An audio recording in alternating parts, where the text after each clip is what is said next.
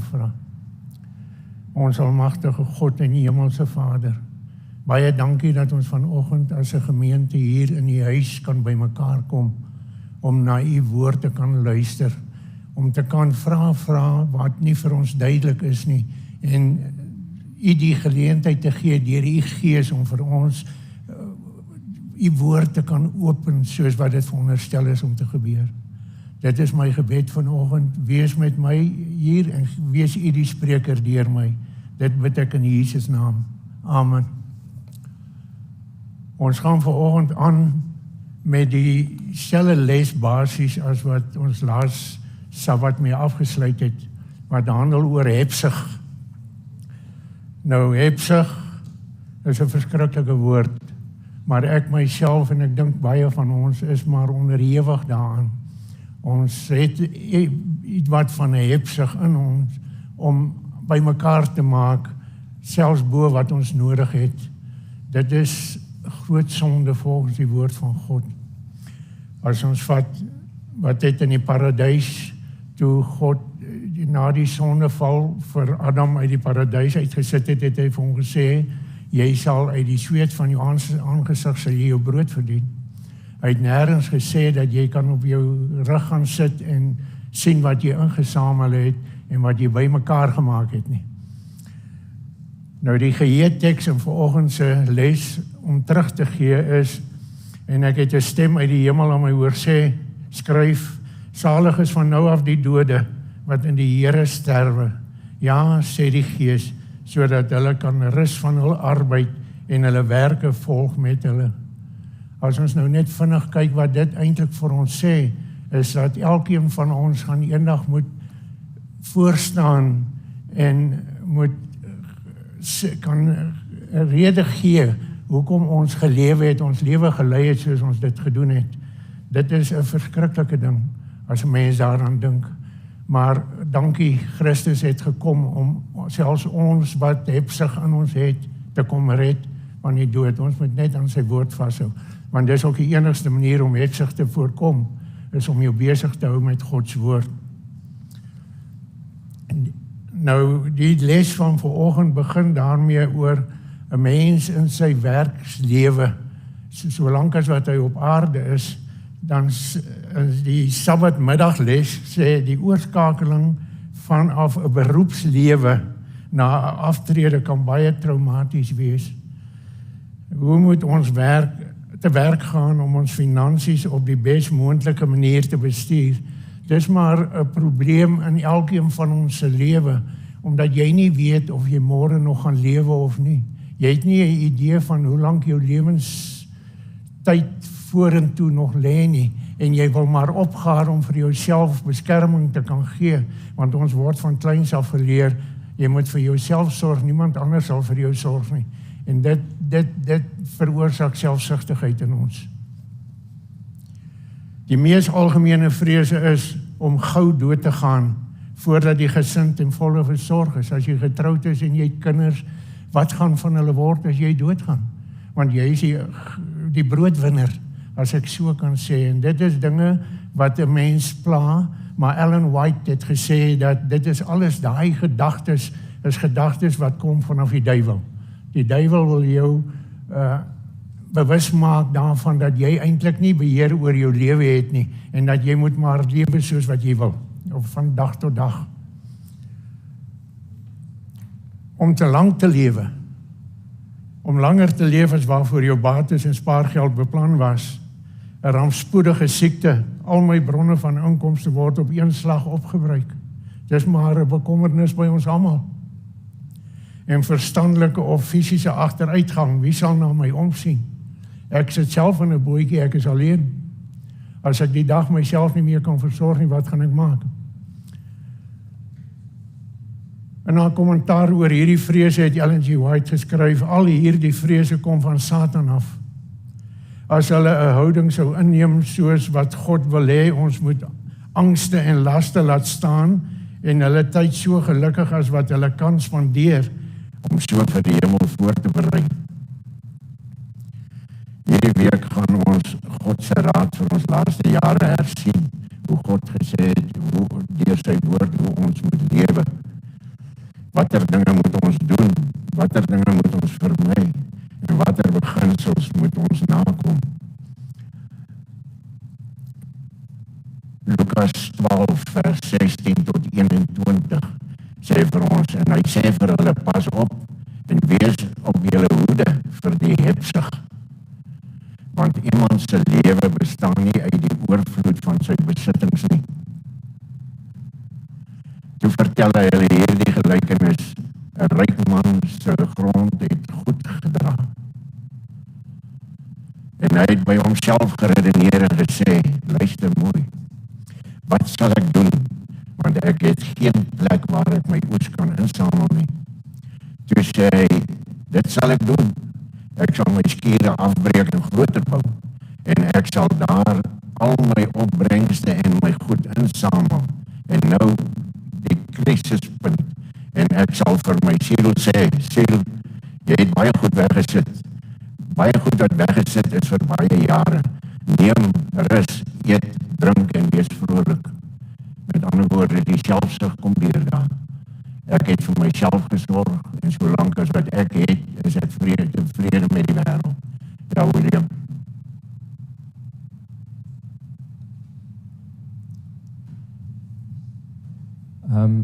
I think I'm going to do it in English for the sake of translation.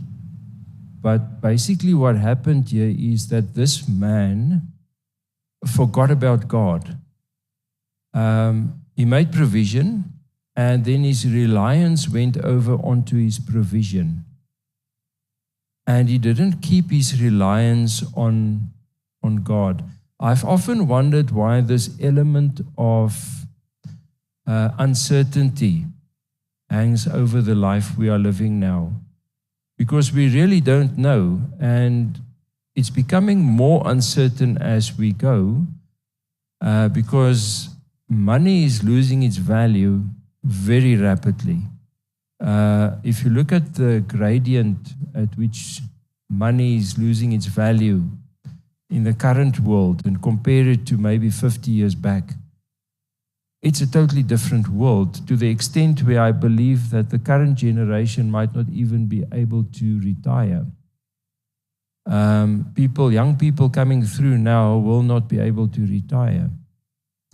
So the message is, in the way I understand it, is that God wants us to rely on Him. He becomes our provider.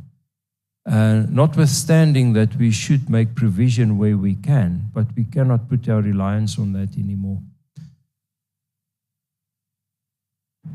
Maar jou probleem bestaan daaruit dat jy soos by ons van toepassing is, vir 65 jaar alles gee wat jy het, om 'n lewe te kan bou. Hoekom?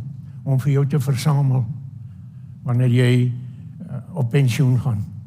Maar reeds dan, wanneer jy versamel het, wat moet jy versamel met dit in jou versier, om te kan help, waar moontlik.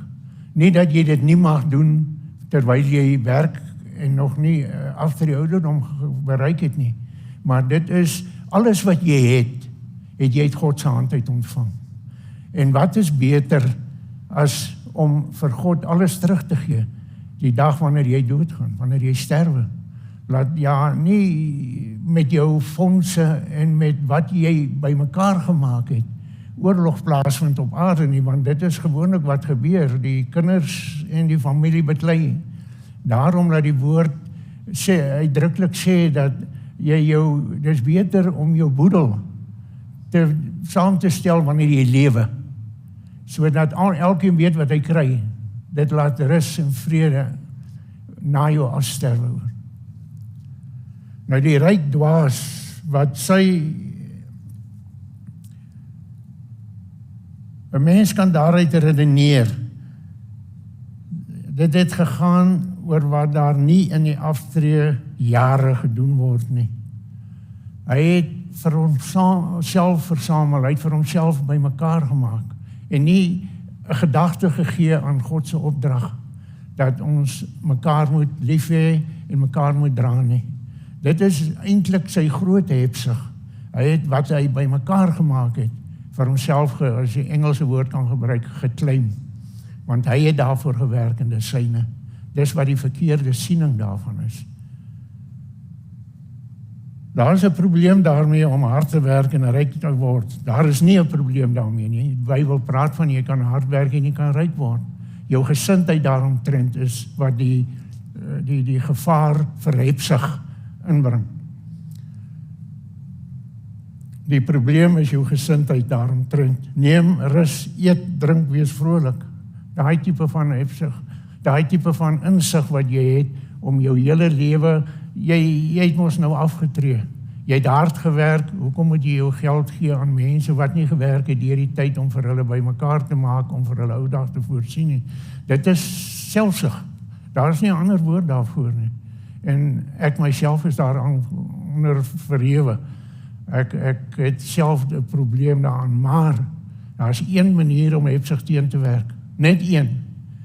Om jou verhouding met God daagliks te hernuwe. En daagliks sy woord te kan lees en te kan bestudeer. Dit voorkom hebsug.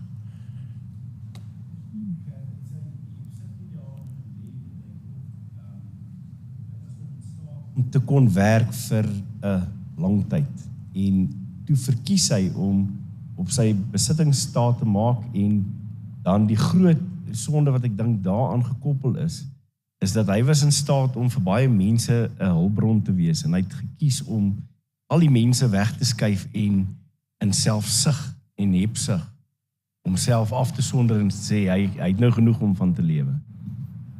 Dit is so, jy sien ons probleem is, ons glo, of ten minste ek neem aan baie van ons ander glo dieselfde.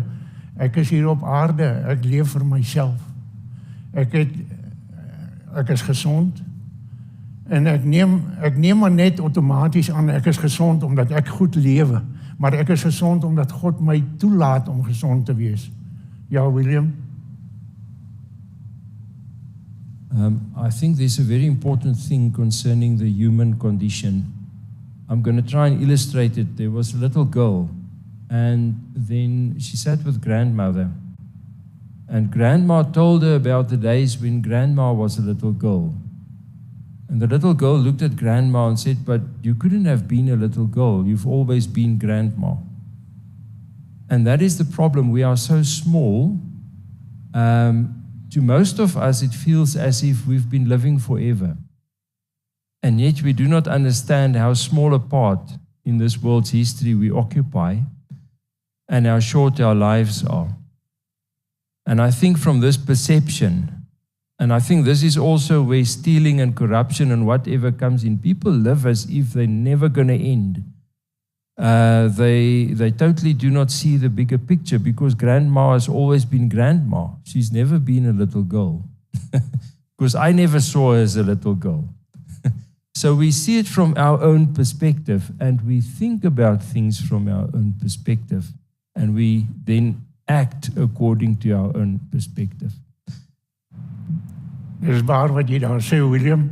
Om 'n voorbeeld daar te kan gebruik is, ek doen aansoek vir 'n pos. En ons is 4 of 5 mense wat daar sit wat die onderhoude toegestaan word voor. Ek kry die pos. Is dit omdat ek so goed is? Glad nie. Dis 'n deur wat vir my oopgegaan het. Dis my Here wat vir my gesorg het, omdat daar vir my 'n pad is wat ek moet loop. So, maar ons is geneig om te dink, ek wat so goed is, ek kon daai onderhoud 100% deurvoer. En ons vergeet van die Heilige Gees en van God wat ons weg vir ons berei. Nou, dokter. Ek soek nog vir 'n goeie Afrikaans vir daai, the human condition, wat William nou daar genoem het. Hieronder Sondagse gedeelte wil ek hê, jy moet net let op diens, die verskil tussen diens aan jou naaste en selfsugtigheid. Let 'n bietjie op daar wat sê, en ek weet nie waar hierdie inligting vandaan kom nie, of het gees van profesie of waar, maar beide Daniël, wat gedien het, en wat selfs tot die hoogste leer in 'n vreemde koninkryk bereik het, en die apostel Johannes, wat 'n disipel van Jesus was en wat sy hele lewe toegewy het aan disipelskap. Beide van hulle het in hulle 80er jare oud geword, te midde van 'n gemiddelde ouderdom van 50. Met ander woorde, wat ek hierin lees, is dat selfsug verkort jou lewe, terwyl diens aan die naaste en lewe 'n lewe volgens die oorspronklike Edeniese resep gee vir jou 'n lang lewe. Hier is twee mense wat terwyl die gemiddelde ouderdom 50 was, het al beide van hulle oor die 80 jaar oud geword. Dis net so. Die algemene boodskap van die Bybel is dat 'n persoon so lank as wat hy of sy kan, moet werk en produktief bly. Met ander woorde, hierdie siening van as ek 65 bereik is ek klaar met my lewe, is 'n verkeerde siening. Jy moet aanhou werk so lank as wat jy lewe en so lank as wat jy kan, so lank as wat God vir jou daai genade skenk om te kan aangaan. En dit is ja. Nee, Gerard, ek wil net aanvoeg wat oom nou sê, soos oom eers wil oom se sin klaar maak, dan sal ek nader praat. Ja, nee, dit is, jy moet produktief bly, om, so lank as wat jy produktief bly, so lank sal jy lewe, as ek het so kan stel. Die menslike toestand, soos wat dokter van in Engels gepraat het, die menslike toestand is sy grootste vyand, want jy neem net aan, alles wat jy het jy verdien. Jy dink nie verder, dat daar is 'n hoër hand wat jou bestuur, en wat jou lewe vir jou lei. As jy reg lewe, sal jy lank lewe, as ek het so kan stel. Ja. Oom Gert, ek dink aan daai gedeelte net na die sondeval, waar die Here vir Adam gesê het, in die sweet van jou aangesig sal jy jou brood eet, en stof is, en totdat jy weer stof sal word. En ek dink wanneer ons die eerste gedeelte ophou doen, met ander woorde, as ons nie meer funksioneel is nie, dit is nie noodwendig in 'n beroep nie, maar as ons op 'n punt gaan kom waar ons net op die stoep gaan sit, gaan die stofgedeelte baie vinniger kom, as wat dit moet, want dit is hoe dit werk. Ons moet besig wees, ons moet doen wat ons moet doen, ons moet ons werk doen, totdat ons weer stof word. Ja nee, dit is soos jy sê daar, die ding is, as jy ophou om mens te kan wees soos wat God vir jou bedoel het om te wees, dan gaan jy nie langer lewe nie. Ja, William? I want to add to that because in physical training, that's a very real concept. If you're going to think I'm old, therefore I have to do less. The less you do, the less you will be able to do. The principle with your body is use it or lose it. If you've ever had an arm bandaged for a month or so, and you didn't use it, go and look at the atrophy of the muscles on that limb and see what happens if you don't use it. And this applies to the whole of life. If you stop using your mind, it will degrade. So we actually need to keep on going. So the motto should be go as hard as you can and as fast as you can, as long as you can. Because that's going to keep you young. That's going to keep you upright. People who fall apart are those who go and sit still. If they neglect exercise and these things, they literally fall apart. They give aging a bad name. Ja nee, dit is so. Mens kom dit agter wanneer jy begin oud word. En rustig raak. Mens raak nader aan te rustig. Wat ek so sê. Maar om terug te kom waar dokter was net nou, die probleem was met hoe hy dit en met die man, die dwaas, ryk dwaas, die probleem was met hoe hy dit aan wat God aan hom toevertrou het spandeer het. Omdat ons nie weet wanneer ons sal doodgaan nie, moet ons altyd daarvoor reg wees deur God se wil uit te lewe in plaas van om selfsugtig te leef. Die algemene boodskap van die Bybel is dat 'n persoon so lank as wat hy of sy kan, moet werk en produktief bly. God gee jou daai genade. As iets voorval dat jy dit nie kan doen nie, dan sorg hy vir jou op 'n ander manier.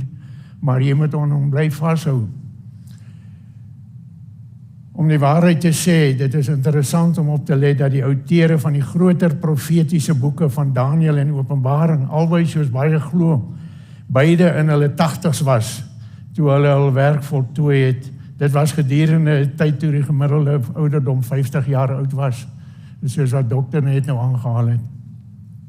Jesus het aan hulle wat op sy tweede koms wag raad gegee, om nie net te wag nie, maar om ook aan te hou werk.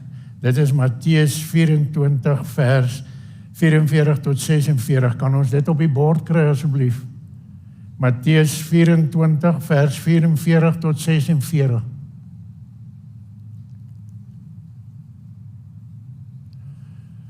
Daarom moet julle ook gereed wees, want die seun van die mens kom op 'n uur dat julle dit nie verwag nie. Wie is dan die getroue en verstandige diensknegt vir wie sy Heer oor sy diensvolk aangestel het, om hulle hul voedsel op tyd te gee? Gelukkig is daardie diensknegt vir wie sy Heer as hy kom, op daardie manier besig sal vind. Wie is die Heer hier? Dis Christus wanneer hy weer kom. En wie is die diensknegt? Is jy wat hier in jou lewe, tydens jou lewe, so moet lewe, as wat die woord vir jou voorskryf om dit te doen. Dan gaan ons nou na maandag toe. Jy kan in elk geval nie saam met jou saamneem wat jy verdien het nie. Ja, William.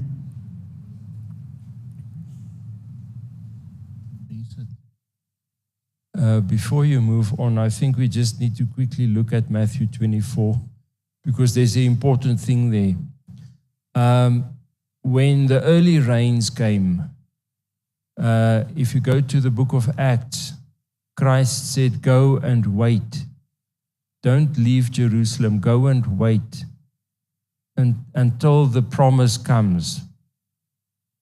But here in Matthew 24, when the late rains come, happy will you be when he finds you doing what you should be doing. And this has to do with the Great Commission.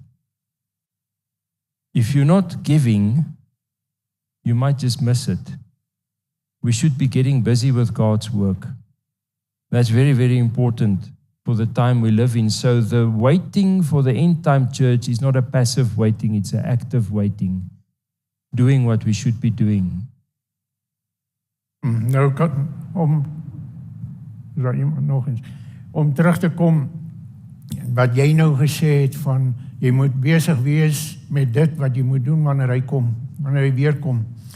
Psalm 24 vers 1 sê vir ons, die aarde behoort aan die Here en die volheid daarvan, die wêreld en die wat daarin woon.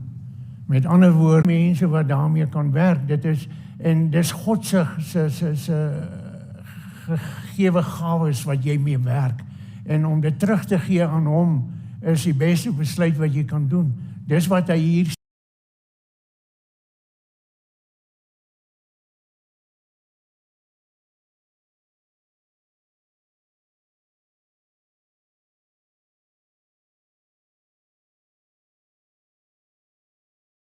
Te leef nie, jy is hier om jou naaste te dien en saam met jou naaste te woon en te werk. Om die waarheid, ja wag, ek is 'n bietjie verkeerd, sorry. Natuurlik een of ander geldjie bymekaar maak. As in jou werk maak jy tog geld bymekaar vir jou ou tyd. Al is dit nou 'n bietjie, al is dit baie. Op die ou einde wat met die geld gaan gebeur nadat jy oorlede is werklik 'n belangrike vraag wat oorweeg moet word. Vir diegene wat besittings aan die einde van hulle lewe het, maak nie saak hoe baie of hoe bietjie dit mag wees nie, kan boedelbeplanning die laaste rentmeesterskap handeling wees om dit wat God jou mee geseën het, versigtig te bestuur. 'n Mens wat jy opgaar, gaar jy tog op, jy maak vir jou skatte in die hemel bymekaar. Daar waar geen dief steel of geen roes vernietig nie. Daarom as jy net opgaar en laat los, dat die wêreld maak daarmee wat hulle wil, dit hou net nie water nie. Dis soos prediker sê, dis jy mors jou tyd as jy sulke dinge doen, want dit het vir jou geen geestelike waarde nie, dit het vir jou geen addisionele gewone waarde as 'n mens nie. Ja, William, wil jy iets sê?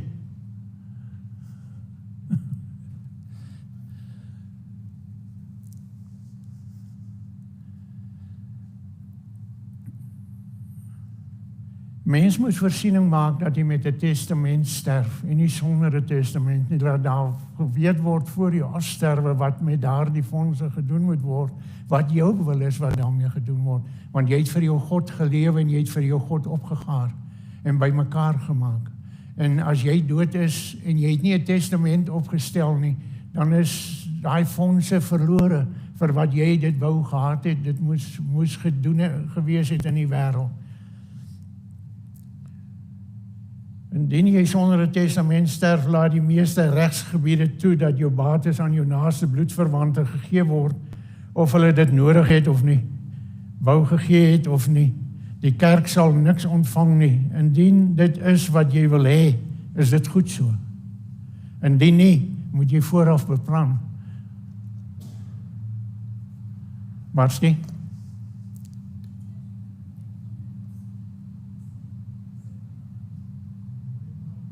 Die rooi een. Kan ek maar praat? Ek wil ietsie lees uit Testimony Treasures volume 1. En hierso sê sy, the servants of God should be making their wills every day in good works and liberal offerings to God. So ons sien baie keer 'n testament by die dood, maar hier sê sy, die Here sien dit as werk wat jy elke dag vir hom doen. And in making their wills daily, remember that Jesus is your best friend.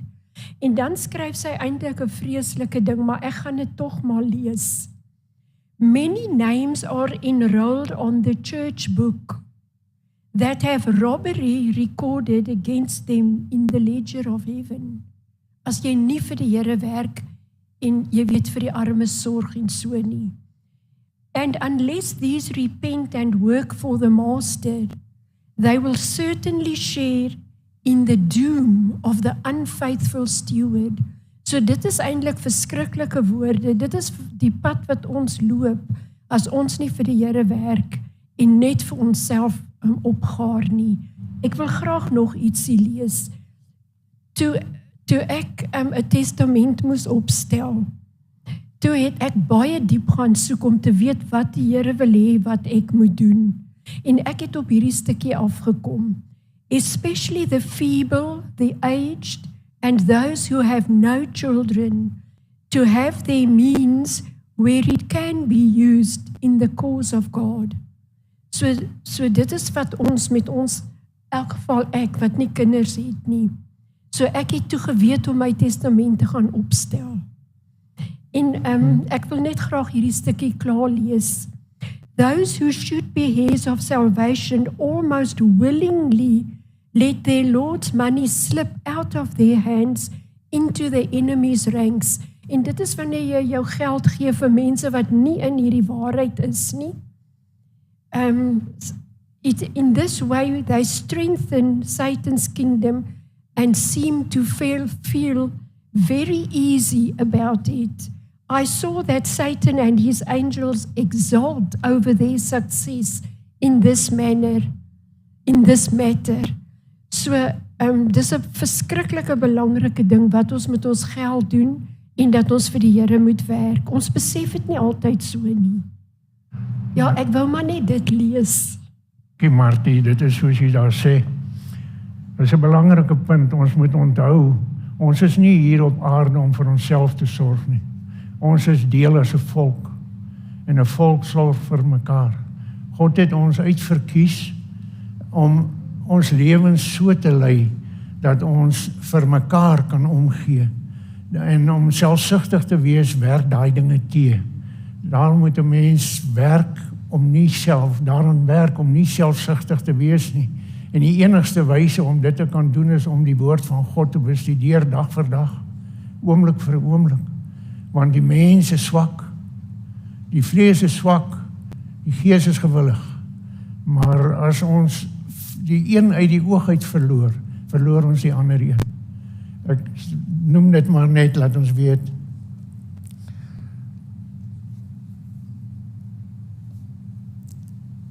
Nou, Dinsdag begin by persoonlike behoeftes.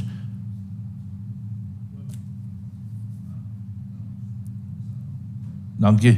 Ok, ekskuus, voor ons aangaan, ek wil net graag aansluit. Ek dink ons moet net besef, die heel eerste ding wat ons doen, ons is hier om vir God te werk. Ons is hier om die goeie nuus oor deur te bring en deur te gee vir ander mense. Maar ek dink ons moet nie 'n punt verloor nie, en dit is realiteit. Ons moet lewe. En ja, jy kan geld bymekaar maak, en daai geld kan vir jou afgod raak, en dis wanneer dit verkeerd raak. 'n ou moet begin besef, jy het net genoeg, of jy moet vir jou kry dat jy net genoeg het om van te lewe, en dat God jou nommer 1 moet bly, en dit raak baie keer moeilik. Dis hoekom ons gaan kyk na hierdie ouens wat in Hollywood is, en al daai tipe van mense, hulle soek geld, hulle soek die fame, hulle soek die mense wat hulle aanbid, en as ons gaan kyk, en ons gaan terug na die Bybel toe, wie dit gesoek, is die duiwel. Hy het daai gesoek. En ons moet net altyd onthou dat ons is hier om die werk vir God te doen, die goeie nuus uit te bring. Wat is die goeie nuus? Dis in die Bybel. En dit is wat Jesus gedoen het. Hy het gekom om die goeie nuus uit te bring en vir die mense deurgegee. En ons moet dit altyd onthou. Maar ons moet ook onthou dat realiteit skop deur. Ek meen, as jy nie gaan eet nie, gaan jy doodgaan. En Jesus sê, ja, jy sal van my woord lewe, dit is so. Maar ons moet realiteit ook in die gesig staan.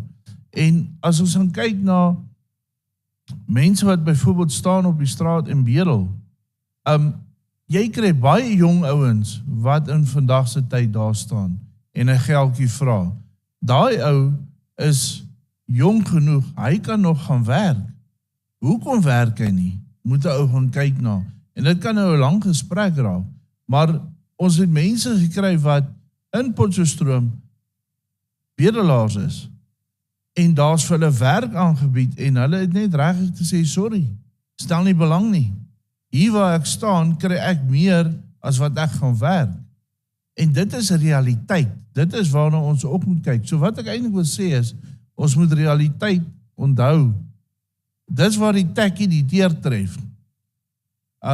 Ons moet dit nie vergeet nie. Dit is baie belangrik. Maar ons moet ook onthou dat ons is hier om God se werk te doen. Ons is hier om die goeie boodskap te verkondig en uit te dra. Baie dankie daarvoor, ons kom nou daarby. Martie? Ek wil net sê, mevrou White sê, dit is 'n sonde om vir mense geld te gee wat te lui is om te werk.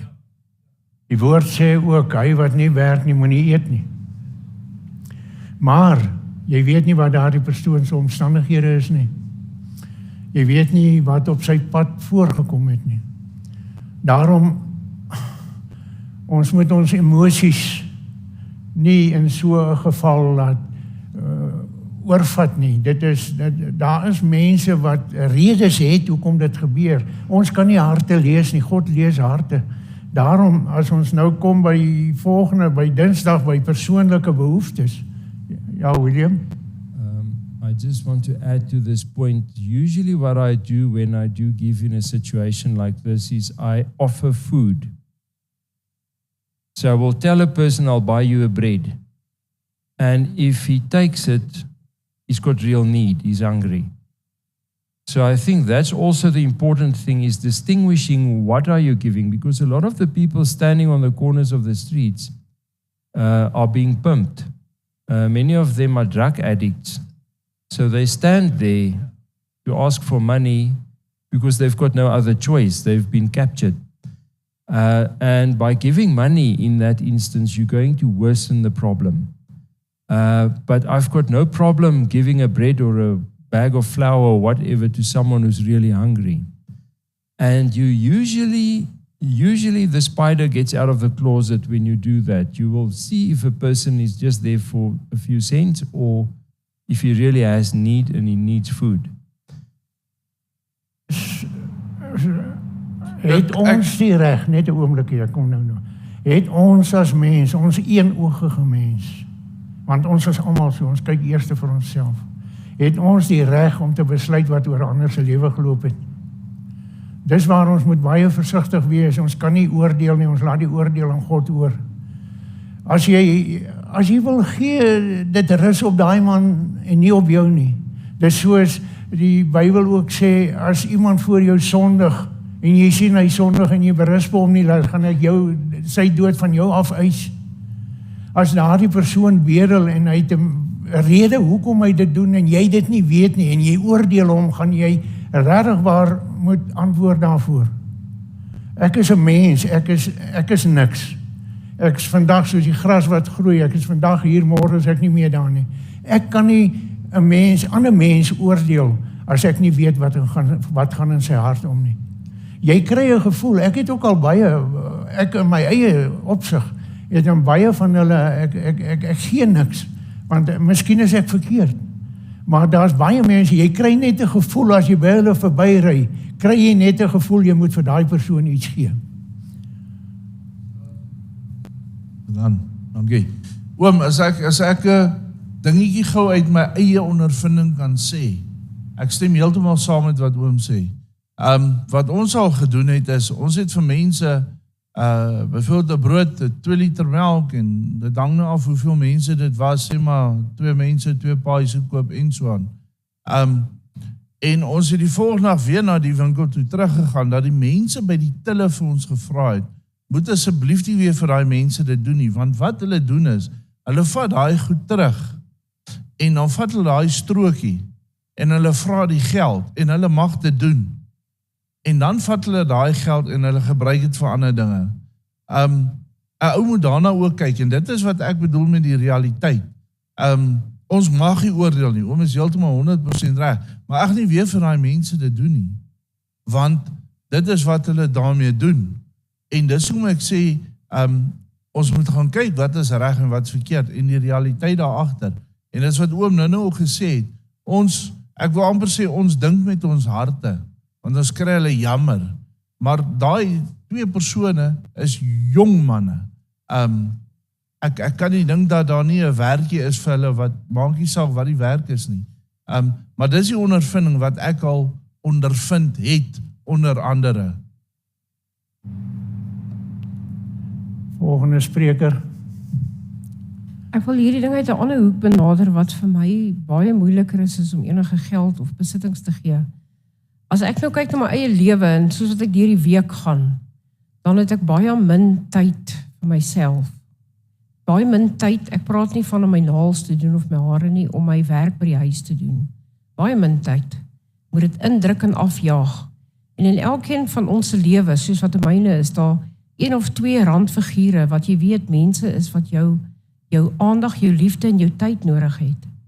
Dit is vir my 'n baie groter opoffering om dan van my baie min eie tyd te vat en dit te gaan deel met 'n persoon wat dit werklik nodig het en wat liefde en aanraking en velkontak nodig het. Om geld en besittings te gee is niks, dit is los van jou af en dit gaan los van jou weg. Maar jou tyd en jou liefde en jou opregte soeke om 'n persoon na Jesus te lei, met die bietjie tyd wat ek het per week, dit is vir my 'n uitdaging. As jy vat om as jy sien iemand werk nie, om vir hom elke dag 'n vis te gee om te eet, gaan nie uitwerk nie. Vat hom liewers en leer om homself vis te vang, want dit bly. Jy moet so iemand, as jy hom help, moet jy hom op 'n manier help waarop hy nie nodig het om weer terug te kom nie. Hy moet vir homself kan sorg daarna. Enige verdere vrae? Ek wil graag net 'n bietjie respekvol verskil van die gedagte wat nou op die vloer is, want ek hoor heeltyd ek, maar ek hoor nie wat wil Jesus hê moet ek doen nie. So nou sê mevrou White, ons moenie vir mense wat die geld gaan mors, geld gee nie. Nou sê die Bybel dat die ou moet werk vir sy kos, maar ons oordeel. En wat doen ons? Ons gaan huis toe en in praktyk, wie van ons is werklik betrokke by naaste diens? Want ons sis onsself met hierdie ding van daai ou by die robot is sleg, daai een verdien dit nie, hierdie een is nie goed genoeg nie, daai een gaan dit vir dwelms gebruik, en ons vergeet die punt, want dit bly oor ek gaan. Dit gaan bly oor my gaan. Hier is baie mense in Potchefstroom, gesinne wat nie kos het om te eet nie. Gesinne, ou mensies, wat swaar gebukkend gaan, daai klein pensioentjie wat hulle vanaf moet lewe. Maar ons gaan huis toe en sis onsself met die gedagte van, ek hoef nie vir daai niks werd, sleg ding by die robot geld te gee nie, want hy is useless. Ja, sê harde woorde. So, voor jy iemand anders oordeel, en voor jy jou uitlaat, oor wie verdien en nie verdien nie, moet jy eers die vraag vra, wat is my betrokkenheid by die Here se werk? Die Here se werk was om vir armes hoop te gee, om vir gebrokenes heel te maak, om vir die wat swaar kry, 'n beterskap te kom bring. Dit was sy werk, hy het sy Vader se werk om doen. En wat doen ons? Ons is onsself. En ons is gemaklik, want ek het genoeg. Maar ek oordeel almal wat op die straat is. En ek moet sê, ek het 'n las op my hart vir die ou op die straat. Want as jy nie daar is nie, sal jy nie weet hoe hy daar gekom het nie. En Jesus het na al die mense gekyk met bejammering en hy het vir hulle jammer gevoel. En hy het gesê, ek oordeel jou nie, gaan en sondig nie meer nie. Ek stem saam. Dit is so, ons is eintlik in ons sonde nood baie gemaklik, as ek dit so kan stel. Kyk wat sê Spreuke 27 vers 23 tot 27 vir ons. Gee noukeurig ag op die voorkoms van jou skape, rig jou aandag op die troppe vee, want 'n skat is nie vir ewig nie, of sal 'n kroon wees van geslag tot geslag. As die graf verdwyn en die jong gras verskyn en die bossies van die berge bymekaar gemaak word, dan is daar lammers vir jou kleding en bokke as 'n kooprys vir grond. En genoeg bokmelk en voeding vir jou huis en as lewensonderhoud vir jou diensmeisies. Met ander woorde wat hy hier vir ons sê is, jy begin deur jou persoonlike behoeftes aan te spreek in jou testamentiese bepaling. Dit is heel moontlik dat baie Christene in ons daar nie 'n skuur het nie. Daarom verstaan ons dat God ons werk of besigheid sal seën as ons hom sal volg en aan hom gehoorsaam sal wees. Om die waarheid te sê, die skrifgedeeltes vir vandag in Spreuke dui aan dat ons ywerig en fliks in ons finansiële sake moet wees, sodat ons genoeg vir onsself en ons gesin sal hê. Met ander woorde, jou beplanning moet begin by jou eie huis, by jou eie afhanklikes vir wie jy sorg, vir wie jy in jou lewe lank moet voorberei om in die lewe vorentoe te kan selfstandig optree. Daarom is dit op jou skouers om vir hulle te sorg, dit is jou plig. En daarvoor moet jy eers dit in ag neem. En genoeg bokmelk as voeding vir jou huis en as lewensonderhoud vir jou diensmeisies. Met ander woorde, jy moet voorsiening maak dat jy en jou gesinslede eerstens, want hulle is eerstens jou verantwoordelikheid, dat hulle genoeg het en dat hulle goeie lewe kan lei. Daarom begin dit daarby, nie net by geld nie, of by kos nie. Dit begin by die woord van God. Want as hy die woord van God leer van die begin af, dan sal hy weet hoe hy moet lewe. Maar ons is geneig om die geestelike eenkant toe te skuif wanneer dit by nood kom.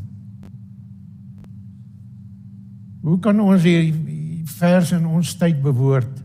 Daar kan ons dit so sê, hersien jou finansiële state en bepaal die gang van jou sake, of stel 'n balansstaat op en verstaan jou skuld tot ekwiteitsverhouding. Dit sal wys wees om af en toe gedurende jou beroepsjare, jou testament en ander dokumente en jou teenswoordige bates na te gaan en dit dan waar nodig op datum te bring. Hier sê die woord, hierdie gedagte sê vir jou hoe jy jou tyd moet spandeer terwyl jy nog werk. Hoe jy beplanning moet doen, solank as wat jy lewe. Jy kan nie net vandag besluit, nee, wat ek is nou reg, ek is nou soos die ryk man wat sê, ek gaan agteroor sit en ek gaan my lewe geniet. Dit ding is met die res nie, want dit is basies wat hy bedoel daarmee wat hy gesê het. As ons moet heel eers sorg vir ons huisgesin, ons eie huisgesin, laat ons nie afhanklik raak van ander mense om ons huisgesin te versorg nie. So moet ons ook omsien daarna na ander mense wat nie die middele of die doel het om hulle gesinne te kan onderhou nie. Dit is ons opdrag, dit is ons werk op hierdie aarde. Dis hoekom ons hier is, om te gee vir ander. Die gedagte is om vooruit te plan vir wat met jou besittings moet gebeur wanneer jy nie meer daar is nie. Kortliks gesê, goeie rentmeesterskap oor wat God ons mee geseën het nie net met wat ons het terwyl ons lewend is te doen nie, maar ook met wat gebeur nadat ons nie meer daar is nie. Want as die Here nie in ons leeftyd terugkom nie, sal ons eendag nie meer leef nie, wanneer ons materiële besittings, of dit nou bietjie of baie is, agterbly. Daarom is dit nou ons plig om voorsiening te maak, dat dit waarmee ons geseën word, tot seën van ander en vir die bevordering van God se werk kan wees. Martie? Daar's net een ding wat my bietjie pla. Ek dink nie 'n Christen wat uitreik na ander is selfsugtig en sal enige iemand ander veroordeel nie. Dit sal 'n mens nie doen nie. So dit pla my nogal.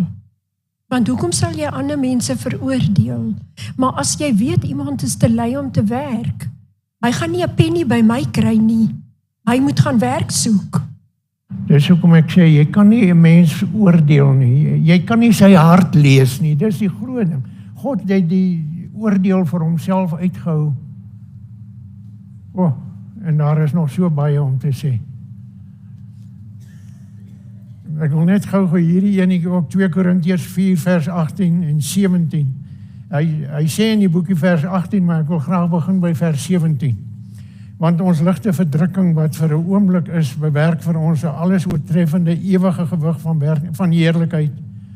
Omdat ons nie let op die sigbare dinge nie, maar op die onsigbare, want die sigbare dinge is tydelik, maar die onsigbare ewig. Tot sover, ons tyd het ons ingehaal. Ja, William? Just a final thought. I think there is a bit of ping pong here. When you go to give to someone, you're not judging that person, but you must act with wisdom. If you give a gun to a little child, is it to his benefit or detriment? Did you judge him by not giving him the gun, or did you protect him? Don't give a person money if you should be giving him a bread. Don't give a person bread if you should be giving him your time. Give what is needed. You're not judging the person. You are simply acting in accordance to how you should be acting to help him. That's important to distinguish. Because if we act irresponsibly, the outcome might just be on our heads. Maar wees baie versigtig. Moenie oordeel sodat jy nie geoordeel word nie. Kan Jacques daar agter. Oom Gert, ek wil iets byvoeg. Die Interlineêre Bybel, die 83 vertaling, 83 vertaling is verkeerd oor vertaal. Daai ding wat sê jy wat nie werk nie, moenie eet. Die Bybel sê eintlik jy wat nie wil werk nie, mag nie eet nie. Daar's hoeveel mense op straat wat graag wil werk, wat nie werk kry nie. Hoeveel mense in hierdie kerk was vir hoe lank sonder werk, wat nie werk gekry het nie, wat gedraas hierdie kerk. So ons moet baie versigtig wees om sê jy wat nie wil werk, mag nie eet nie. Jy wat nie wil werk nie. Daar's verskil tussen wat jy nie werk kry nie, jy wat nie wil werk nie. Nee, baie dankie. Kom ons sluit af, sluit net die oë. Baie dankie Hemelse Vader dat ons weer vanoggend hier uit die woord kon redeneer en kon vrae stel en kon kyk of ons dit in opregtheid kan verstaan. Help ons deur u Gees om verder deur die week aan hierdie les te kan werk en te kan deurdink en te kan doen. Dit bid ek in Jesus naam met dankbaarheid in my hart. Amen.